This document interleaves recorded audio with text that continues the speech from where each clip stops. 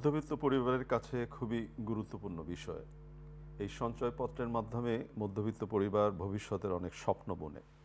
আজকের পত্রিকায় সঞ্চয়পত্রের জালিয়াতি নিয়ে রিপোর্ট আছে, আমরা সময় পেলে এটা নিয়ে কথা বলবো। আমি রেজানুর রহমান, সংবাদপত্রে বাংলাদেশ অনুষ্ঠান থেকে আপনাদের স্বাগত জানাচ্ছি। আমাদের আজকে অনুষ্ঠানে অতিথি হিসেবে উপস্থিত আছেন সাংবাদিক, লেখক, কলামিস্ট হাসান মামুন। কেমন আছেন? জি রাজা ভাই, অনেকদিন পর দেখা হলো। বলছিলাম প্রথমে সঞ্চয়পত্রের কথা, মানে এটা হয় যে ধরেন মধ্যবিত্ত পরিবার না, অনেকেই এই সঞ্চয়পত্র রেখে ফেস বাই ফেস ভবিষ্যৎ স্বপ্ন দেখে, এই টাকাটা দিয়ে আমি এই করব, অমুক করব। কিন্তু আজকে দেখলাম সমকালে সঞ্চয়পত্র নিয়ে একটি রিপোর্ট আছে। সেই রিপোর্টটির শিরোনাম সঞ্চয়পত্রের সার্ভার ব্যবহার করে জালিয়াতি। তিনটি ঘটনা চিহ্নিত করা হয়েছে। আমরা আলোচনা করব, তার আগে পত্রপত্রিকায় প্রকাশিত কয়েকটা গুরুত্বপূর্ণ শিরোনাম শোনাই আপনাকে। প্রথম আলো, 9টি সুপারিশ নির্বাহী আদেশে বাস্তবায়নের পরামর্শ কমিশনের, গণভোট কবে সিদ্ধান্ত দেবে সরকার। সাংবাদিকতার অধিকার সুরক্ষা সংস্কার কমিশনের প্রস্তাব থেকে কিছু ধারা বাদ পড়েছে। দৈনিক যুগান্তর, সংবিধান সংশোধনের 45 দিনে বাস্তবায়ন, পিআর পদ্ধতিতে উচ্চকক্ষ। দৈনিক সমকাল, জুলাই সনদ বাস্তবায়ন আদেশে 2 সুপারিশ, গণভোট প্রশ্নে একদিকে বিএনপি, অন্যদিকে জামায়াত ও এনসিপি। কালের কণ্ঠের শিরোনাম, নির্বাচনের দিন বা আগে গণভোট, থাকবে না নোট অব ডিসেন্ট। বাংলাদেশ প্রতিদিন, ঐক্যমতের অনৈক্যের সুপারিশ, চরম ক্ষুব্ধ বিএনপি, অস্পষ্ট বলছে এনসিপি। মানব জমিনের শিরোনাম, গণভোট বিতর্ক রেখেই সুপারিশ, নির্বাহী আদেশেই বাস্তবায়ন করা যাবে যেসব প্রস্তাব। খবরের কাগজের শিরোনাম, পরিবর্তনের জুলাই সনদ, সুপারিশ গৃহীত না হলে সংবিধানে যুক্ত হবে স্বয়ংক্রিয়ভাবে। আমার দেশ, অনৈক্য রেখেই বিদায় ঐক্যমত্য কমিশনের। কালবেলার শিরোনাম, ডিসেম্বরের শুরুতে পদত্যাগ করতে পারেন মাহফুজ ও আসিফ। দৈনিক সময়ের আলো, গণভোটের ভার সরকারের, ভোট নিয়ে তোড়জোড় যমুনায় সমন্বয় সভা। রূপালী বাংলাদেশ, জাতীয় নির্বাচনের দিন বা আগে গণভোট, অনৈক্য প্রতিষ্ঠার প্রচেষ্টায় জাতীয় ঐক্যমত্য কমিশন, প্রতিক্রিয়ায় সালাউদ্দিন আহমেদ। এখন তো এই গণভোট, তারপর জুলাই সনদ, এটাই এখন সবচেয়ে বেশি আলোচনা। একটি পত্রিকার শিরোনাম আমার দেশ যেটা বলেছে, অনৈক্য রেখে বিদায় ঐক্যমত্য কমিশনের, এবং নির্বাচনের আগে গণভোটের সুযোগ নেই বিএনপি বলেছে। আবার একই সাথে বিপরীতে নভেম্বরের মধ্যে গণভোট নিতে চায় জামায়াত, ইতিবাচক মনে করছে এনসিপি। জি, কি হয়? জি রেজা ভাই, আজকে পত্রপত্রিকায় ফ্রন্ট পেজে ভাজের ওপরে এই সংক্রান্ত, ভাজের নিচেও এই সংক্রান্ত খবরাখবরই বেশি। এটাই আজকের মূল খবর। এই যে আমরা বলি না যে ঐক্য লাগবে, ঐক্য তো দেখা যাচ্ছে এখানেই তো অনৈক্যের শুরু। হ্যাঁ, অনৈক্য, নতুন করে অনৈক্যের বীজ রোপণ হলো বলে বিএনপি মনে করছে। বিএনপি মনে করছে, কোনো সংবাদপত্র এটাকে নিউজও করেছে যে অনৈক্য রেখেই বিদায় নিচ্ছে কমিশন বিদায় নিচ্ছে। কথাটা ঠিক আবার ঠিক না, কারণ আরো 3 দিন আছে মেয়াদ, মানে ওই অর্থে বিদায় যে তাদের কাজ শেষ হয়েছে। তবে তাদের কিন্তু এই যে সনদ কিভাবে বাস্তবায়িত হবে, এইটা সম্ভবত তাদের কার্যপরিধিতে ছিল না। তাদের ছিল ঐকমত্য প্রতিষ্ঠা পর্যন্ত, ঐকমত্য কমিশন মানে স্বাক্ষর হবে ওই পর্যন্ত। কিন্তু পরে এইটা তাদের উপর ন্যস্ত হয় কারণ রাজনৈতিক দলগুলো একমত হতে পারছিল না, মানে পথ পদ্ধতি নিয়ে কিভাবে বাস্তবায়িত হবে, ইভেন গণভোট কিভাবে হবে এবং কবে হবে। তবে তারা কিন্তু কিছু বিষয় সরকারের ঘাড়ে রেখে গেছেন, যেমন গণভোট কবে হবে এটা কমিশন পরিষ্কার করেন, এটা সরকারের উপর দিয়েছে। জি, আপনি তো পড়লেন যে এই ব্যাপারে 2 পক্ষের ভিন্ন মত আছে। জামায়াত তো সুনির্দিষ্টভাবে বলছে, অনেকদিন থেকেই বলছে নভেম্বরে ভোট চায়, মানে জাতীয় নির্বাচনের 2 মাস আগে কমপক্ষে। হ্যাঁ না ভোট, আচ্ছা। আর এনসিপি সময় বলছে না, কিন্তু এটার সঙ্গে একমত যে আগে ভোটটা আলাদা করে হতে হবে।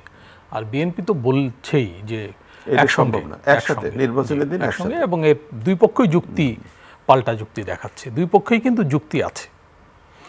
একসঙ্গে গণভোট হলে জাতীয় নির্বাচনের সঙ্গে খরচ কমে, প্রশাসনিক ঝামেলা কমে, নির্বাচন কমিশনের কাজও কমে। এরকম একটা দরিদ্র দেশে খরচ কমলে এটাকে চিন্তা করা যায় না।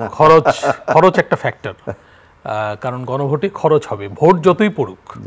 ভোট কত পড়বে এটা নিয়ে কিন্তু একটু মানে সন্দেহ বিশ্বাস আছে। আমাদের অভিজ্ঞতা কিন্তু ভালো না গণভোটে।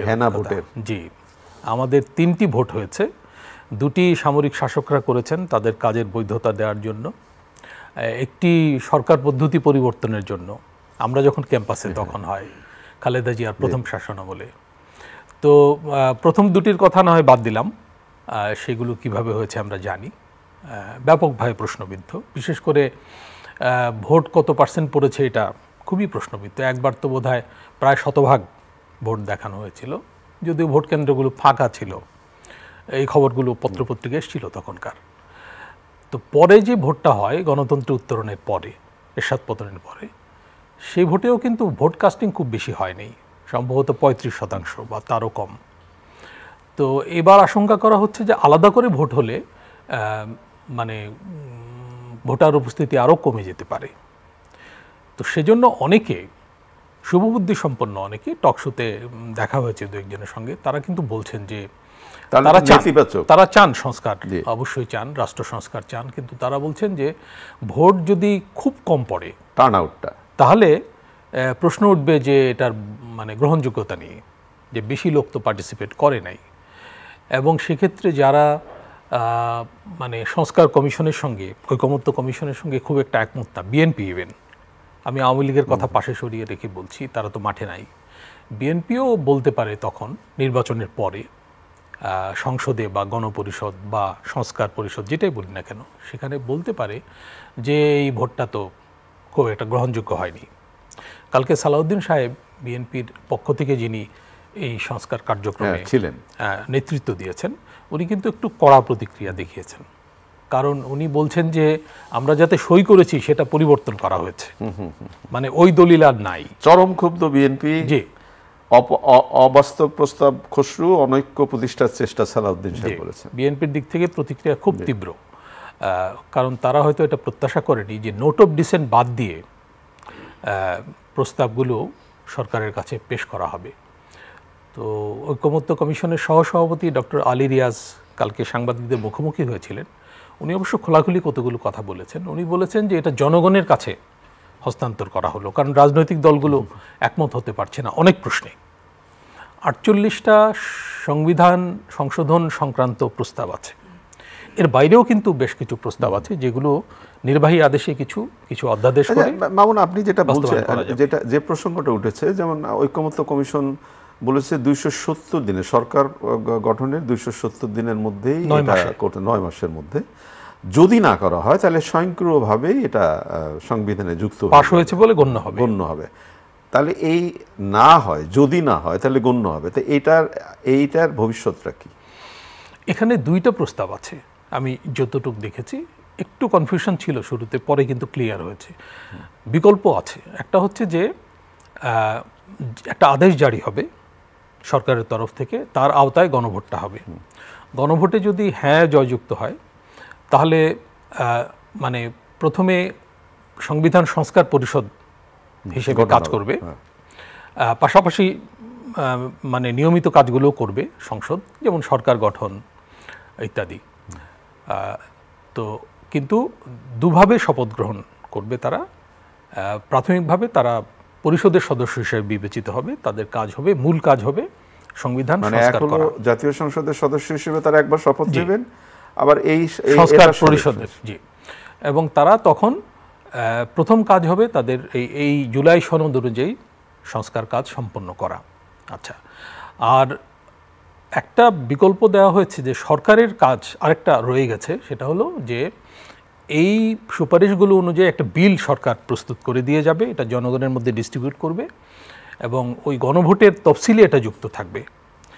যদি মানে সংসদ যদি এটা বাস্তবায়ন করতে না পারে জুলাই সনদ অনুযায়ী, তাহলে ওই বিলটা অটোমেটিক বাস্তবায়িত হবে। এই হচ্ছে বিষয়। তার মানে আশঙ্কার জায়গা থেকে যদি আপনি না করেন তাহলে এমনিতে বাস্তবায়িত হবে। এবং এছাড়া কোনো আসলে এটা করে একটা বাধ্যবাধকতা তৈরি করা হলো এক ধরনের। এনসিপির অবস্থানের ব্যাপারটা বেশ অস্পষ্ট ছিল, কিন্তু এখন এনসিপি আজকের পত্রপত্রিকার শিরোনাম যেটা, তারা স্বাক্ষর করতে সমর্থ হয়েছে। কিন্তু এনসিপি যেটা বলছে যে এই জুলাই সনদের যে চূড়ান্ত স্বাক্ষরটা, সেটা তারা রাষ্ট্রপতির স্বাক্ষর চায় না, তারা চায় মাননীয় প্রধান উপদেষ্টাটা স্বাক্ষর করবেন। এবং প্রচার মাধ্যমে যেটা আমি দেখলাম যে তারা এই কথা বলেছেন যে প্রধান উপদেষ্টাকে শহীদ মিনারে আসতে হবে এবং প্রধান উপদেষ্টা পরিষদের সদস্যদের নিয়ে এসে এটাতে স্বাক্ষর করে সবাইকে দেখাতে হবে। এনসিপি এবং জামায়াতে ইসলামী দেখা যাচ্ছে মানে প্রায় এমন কিছু দাবি উত্থাপন করে যেগুলো মানে বিএনপির পক্ষে মেনে নেওয়া কঠিন, বড় রাজনৈতিক দলের পক্ষে মেনে নেওয়া কঠিন, কিংবা অনেক সাধারণ মানুষও কিন্তু চমকিত হয় যে এটা কিরকম দাবি। মানে প্রচলিত পথের বাইরে গিয়ে কিভাবে এটা করা যাবে, এটা একটা প্রশ্ন। আপনি যদি সংবিধান এখন মানেন, জি, বিদ্যমান সংবিধান, রাষ্ট্রপতি স্বাক্ষর করবেন, রাষ্ট্রপতির কর্তৃত্ব, আইনগত কর্তৃত্ব, এটা মানতে হবে। মানে এই সরকার শহীদ মিনারে শপথ নেওয়া উচিত ছিল, এই কথাও তো দীর্ঘদিন বলা হয়েছে। তো সেটা তো ঘটেনি। বাস্তবে যেটা ঘটেছে সংবিধানের আওতাতেই হয়েছে সবকিছু, এবং এখনো আমরা সংবিধানের আওতাতেই কিন্তু চলছি, টেকনিক্যালি চলছি। রাজনৈতিকভাবে হয়তো আমাদের অবস্থান ভিন্ন, কিন্তু মনে হয় না যে এই ধরনের প্রস্তাব সরকারেও মানে মেনে নেবে বা সায় দেবে। তবে এনসিপির কিন্তু খুশি হওয়ার যথেষ্ট কারণ আছে, কারণ এনসিপি এই সনদ বাস্তবায়নের নিশ্চয়তা চেয়েছিল। তো সেই নিশ্চয়তা সহ কিন্তু সুপারিশ দেওয়া হয়েছে। এবং জামায়াতেরও খুশি হওয়ার যথেষ্ট কারণ আছে, কারণ তাদের দাবি অনুযায়ী কিন্তু উচ্চ কক্ষে পিআর চালু হচ্ছে, যদিও তারা নিম্ন কক্ষে পিআর চাচ্ছে। দুই দলের খুশি হওয়ার কথা বললেন, তাহলে বিএনপির অখুশি হওয়ার যথেষ্ট কারণ আছে, কারণ বিএনপি তো অনেকগুলো বিষয়ে নোট অফ ডিসেন্ট দিয়েছিল। আমরা এখানে বলতে পারি নোট অফ ডিসেন্ট কিন্তু জামায়াতে ইসলামীও দিয়েছে বেশ কিছু প্রস্তাবে, এমনকি ছোট কিছু রাজনৈতিক দলও দিয়েছে। অধিকাংশ সংবিধান সংস্কার সংক্রান্ত প্রস্তাবেই নোট অফ ডিসেন্ট আছে, কিন্তু কেউ এটা নিয়ে কিছু বলছে না, বিএনপি বলছে শুধু। কারণটা হচ্ছে যে বিএনপি কিছু মৌলিক প্রশ্নে আপত্তি জানাচ্ছে, এবং বিএনপি বলছে যে তারা এই অঙ্গীকার বা এই সুযোগটা আদায় করেছিল যে নির্বাচনী ইশতেহারে ওই বিষয়গুলো তারা উল্লেখ করবে এবং তারা নির্বাচিত হলে সেই অনুযায়ী সংস্কার করবে, কিন্তু সেই সুযোগটা থাকছে না। তাহলে আপনার কি মনে হয় এই যে ঠোকাঠুকি, মতানৈক্য সবকিছু মিলিয়ে নির্বাচনের ভবিষ্যৎ কি? হ্যাঁ, নির্বাচনটা নতুন করে শঙ্কায় পড়ল বলে অনেকে মনে করতে পারেন। নির্বাচন নিয়ে সংশয় কিন্তু যাচ্ছে না, এবং একের পর এক সংকট তৈরি হচ্ছে। জনমনে অনেক প্রশ্ন নির্বাচন নিয়ে, কারণ মাঝে তো বিএনপি কথাও বলল যে একটি মহল নির্বাচন এখনো পেছাতে চায়। তো এই সব কর্মকাণ্ডকে বিএনপির অন্তত একটা অংশ, আমি জানি না বিএনপি অফিসিয়ালি এখনো পরিষ্কার অবস্থান নেয়নি, সম্ভবত আজকে বক্তব্য আসবে, বিএনপির তরফ থেকে কিন্তু এইরকম বলা হতে পারে যে এগুলো জাতীয় নির্বাচনকে পিছিয়ে দেওয়ার প্রক্রিয়া কিনা। আপনি যেটা একটা দলের কথা বললেন, যেমন বিএনপি গতকাল জামায়াতের সমাবেশে মানে গোলাম পরওয়ার সাহেব বললেন একটি দল তো বলেছেন, এবং তার সাথে সাথে আবার এই কথা বলেছেন যে কিছু উপদেষ্টা চক্রান্ত করছেন। গতকালও তিনি আবার দ্ব্যর্থহীনভাবে বলেছেন। তাহলে যে কিছু উপদেষ্টার উপরে তো খড়গ কমলো না এখনো। হ্যাঁ, মাঝে একজন উপদেষ্টা কিন্তু বক্তব্য দিয়েছেন যে আমরা কিভাবে নিরপেক্ষতা মানে প্রতিষ্ঠা করতে পারি। ফজল কবির সাহেব ফেসবুক স্ট্যাটাস দিয়েছে, মানে আর কি করব, কিভাবে কি করব। যাই হোক, একটা খবর কিন্তু আছে খুব উল্লেখযোগ্য, একটা পত্রিকায় লিড নিউজ আছে যে এই যে এনসিপির সঙ্গে সংশ্লিষ্ট দুজন উপদেষ্টা যারা এখনো আছে তারা ডিসেম্বরের মধ্যে পদত্যাগ করতে পারে। কিন্তু প্রশ্ন হচ্ছে যে তারা তফসিল ঘোষণার আগেই পদত্যাগ করবেন না কেন? তফসিল ঘোষণার আগেই করা উচিত যদি তারা নির্বাচনে পার্টিসিপেট করতে চান। শোনা যাচ্ছে যে এদের একজন পার্টিসিপেট করতে চান, আরেকজন করতে চান না, আরেকজন সরকারি থেকে যেতে চান। জি, তো এই বিষয়গুলোর তো নিষ্পত্তি হয়ে যাওয়া উচিত। আমি মনে করি যে এনসিপির বলছি কেন, মানে এনসিপি তো ছিল না আগে, ছাত্র সমন্বয়কদের সরকারে অংশগ্রহণ এবং তাদের একটা আলাদা ভূমিকা পালন, এবং তাদের সঙ্গে জামায়াতে ইসলামীর প্রাথমিকভাবে সুসম্পর্ক, পরে সম্পর্ক ভেঙে যাওয়া, এগুলো কিন্তু সমাজে এবং রাজনীতিতে অস্থিরতা তৈরি করেছে। এবং তারা যদি সরকার থেকে আগেই সরে যেতেন তাহলে আমার মনে হয় যে এই যে আমরা যে গণতন্ত্র উত্তরণের পথ আমরা খুঁজছি সেটা অনেকটা পরিষ্কার হতো। অনেক ধন্যবাদ আপনাকে। অনুষ্ঠানের শুরুতেই সঞ্চয়পত্রের কথা বলছিলাম। বাংলাদেশ ব্যাংক অন্যের সঞ্চয়পত্র ভাঙিয়ে 25 লাখ টাকা আত্মসাৎ। একই রকম প্রতারণার আরও 2 ঘটনা আটকে দেওয়া হয়েছে মতিঝিল থানায় কেন্দ্রীয় ব্যাংকের জিটি। এই যে আমার টাকা সঞ্চয় সেটা আরেকজন ভাঙিয়ে নিল, তাহলে আমি আস্থাটা কোথায় পাবো? জি, এটা এই ধরনের ঘটনা আর ঘটেনি। আসলে আগে ম্যানুয়ালি হতো সঞ্চয়পত্রের কাজগুলো, এখন তো সার্ভারের মাধ্যমে নিয়ন্ত্রিত হচ্ছে এবং অর্থ মন্ত্রণালয় থেকে নিয়ন্ত্রিত হয়, কারণ এটা তো সরকারি ঋণ। সরকার জনগণের কাছ থেকে ঋণ করছে এবং মোটামুটি উচ্চ সুদে। তবে আমরা লক্ষ্য করব সরকার কিন্তু সুদের হার আবার কমাচ্ছে। যেমন এই অর্থ বছরে শুরুতে একবার কমিয়েছিল, জানুয়ারি থেকে সম্ভবত আরেকটু কমাবে, যেটা নিয়ে আমরা এখানে আলোচনা করেছিলাম। তো এ ব্যাপারে IMF-এর চাপ ইত্যাদির কথা বলা হয়। এটা সরকারের নীতিও, কারণ মানে সঞ্চয়পত্রে ঋণ বেড়ে গেলে ব্যাংকগুলো আবার সাফার করতে থাকে, শেয়ার মার্কেট ক্ষতিগ্রস্ত হয়, সেখান থেকে টাকা পয়সা চলে আসে, এই ব্যাপারগুলো আছে। তো যাই হোক, এখন একজনের সঞ্চয়পত্র যদি আরেকজন ভাঙিয়ে ফেলতে পারে তাহলে তো আমি প্রতিনিয়ত যারা ব্যাংকে সঞ্চয় করেছেন তারা তো প্রতিনিয়ত একটা টেনশনে থাকবে, টাকা ঠিক আছে।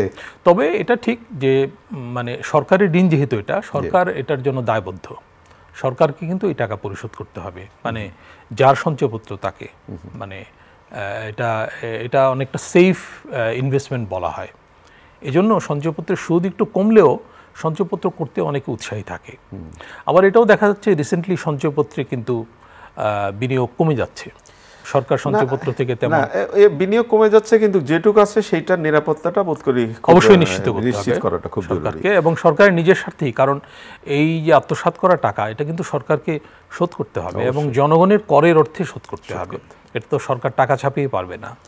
হাসান মামুন, আপনি আমরা যারা বেড়ে ওঠা, আমাদের ঢাকা বিশ্ববিদ্যালয় ক্যাম্পাস, TSC এবং এই জায়গাগুলো আমাদের কি বলবো স্বপ্নের একটা জায়গা এবং সেই স্মৃতিতে অন্য রকমের দোলা দেয়।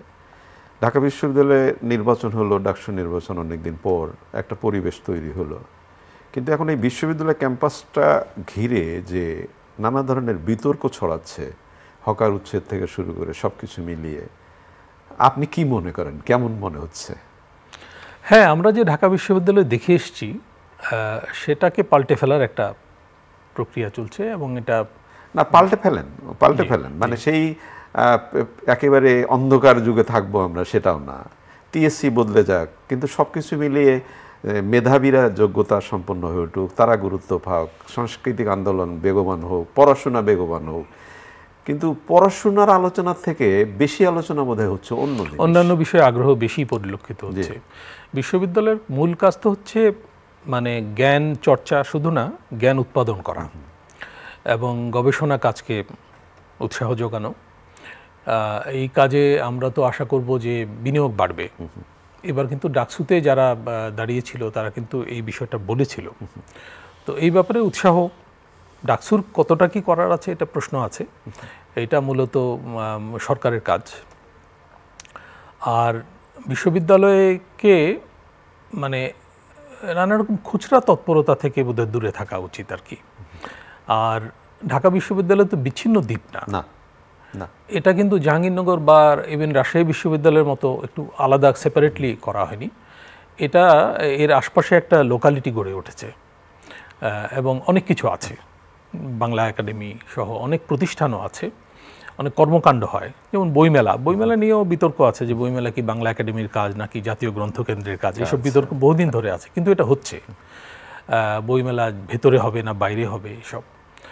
তো এখন বইমেলা কবে হবে এটা নিয়েও এখন তো অনিশ্চিত। জি, এখন নির্বাচন হলে বইমেলা হতে পারবে না, এটাও খুব গ্রহণযোগ্য যুক্তি না। আর এই যে ঢাকা বিশ্ববিদ্যালয় যারা করে খায় এরা কিন্তু অনেকটা ঢাকা বিশ্ববিদ্যালয়ের সংস্কৃতির অংশ, তাই না? আমরা তো এদের সঙ্গে এখন তারা মাদক বিক্রেতা, মাদক আসক্ত এইসব ট্যাগ লাগিয়ে দিয়ে আমরা একটু পরিষ্কার করতে চাচ্ছি। এই পরিষ্কারটা কতটা সহনীয় হবে? এটা তো বিতর্ক সৃষ্টি করেছে, এটা বিতর্ক সৃষ্টি করেছে, এবং আমার মনে হয় যে কোনো চরমপন্থায় যাওয়াটা ঠিক হবে না কোনো পক্ষেরই আর কি। আপনি যেটা বললেন না যে ঢাকা বিশ্ববিদ্যালয় অন্যরকম অনুভূতি জায়গা, জি, এবং এটা আসলেই একটা, হ্যাঁ অবশ্যই ক্যাম্পাসের নিজস্ব একটা সংস্কৃতি, নিজস্ব একটা আইন শৃঙ্খলার জায়গা তৈরি হবে, এটা সত্য। কিন্তু এই যে আশেপাশের মানুষজনের কথা আপনি বললেন, এটাও আমাদের একটু ভাবতে হবে। একেবারে পরিবার তো একটা পরিবার, নিশ্চয়ই। একেবারে শেষের দিকে আমরা আজকে ওয়েস্ট ইন্ডিজের সাথে বাংলাদেশের দ্বিতীয় টি-20 লড়াই, মানে ব্যাপারটা কি দাঁড়ালো দেখেন, যে আফগানিস্তানের সাথে যখন ওয়ানডেতে হেরে গেল, আবার টি-20-তে জিতে গেল, আবার যখন ওয়েস্ট ইন্ডিজের সাথে খেলা হলো আমরা ওয়ানডেতে আবার জিতে গেলাম, কিন্তু টি-20 শুরুতেই আমরা হোঁচট খেলাম। তাহলে দাঁড়াচ্ছে কি? ভাই আমি এটা ফলো করিনি, আমি খোলাগুলি বলি, আমি খুব একটা ফলো করিনি। যাই হোক, আপনার বক্তব্য থেকে বোঝা যাচ্ছে যে আপনি ক্রিকেটের ব্যাপারে খুবই উৎসাহী। আমি খুব মানে খেলাধুলায় উৎসাহী না, মানে সেজন্য এটা বলতে পারছি না। তবে আমরা তো আশা করি যে বাংলাদেশ দল মানে ভালো করবে, এবং বাংলাদেশ দল মানে আপনি অন্ততপক্ষে এইটা বোধ করি আমরা একটু চাই যে বাংলাদেশ প্রত্যেকটা খেলাতেই জিতবে, এই স্বপ্নটা আমরা কখনোই দেখি না। কিন্তু ব্যাপারটা যেন এরকম না দাঁড়ায় যে আমরা ওই জেতার আগেই আমরা হেরে গেলাম, সেটা যেন না ঘটে। জি, ভালো খেলাটাই হচ্ছে মূল বিষয়, এবং আমরা প্রতিযোগিতায় যেন থাকি, আর মানে ধারাবাহিকতা বজায় রাখি, এটা হচ্ছে মূল বিষয়। এই ব্যাপারে মানে দর্শক তো হচ্ছে আসলে খেলাধুলার মূল অবকাঠামো আর কি। দর্শক যেন উৎসাহ বোধ করে এবং দর্শক যেন সঙ্গে থাকে, একই সাথে খেলা যেন, ক্রিকেট বা ফুটবল যেন এগিয়ে যায়। অনেক ধন্যবাদ আপনাকে। প্রিয় দর্শক, আমরা যে বিষয়গুলো নিয়ে কথা বললাম আপনি নিশ্চয়ই শুনলেন। শেষে খেলাধুলার কথা উঠলো, এ কথা তো সত্য, বারবার এই কথাটা আমরা বলি, ক্রিকেট হাসলে বাংলাদেশ হাসে, বাংলাদেশের মানুষ হাসে, এবং এই এমন একটি খেলা যে খেলাটি দেখবার জন্য টেলিভিশনের পর্দার সামনে একেবারে উন্মুখ হয়ে বসে থাকেন দলমত নির্বিশেষে প্রত্যেকটি মানুষ। সেজন্যই তো বলি ক্রিকেটের জয় হোক। ভালো থাকবেন, আগামীকাল নিশ্চয়ই এই সময় আবারও কথা হবে। খোদা হাফেজ।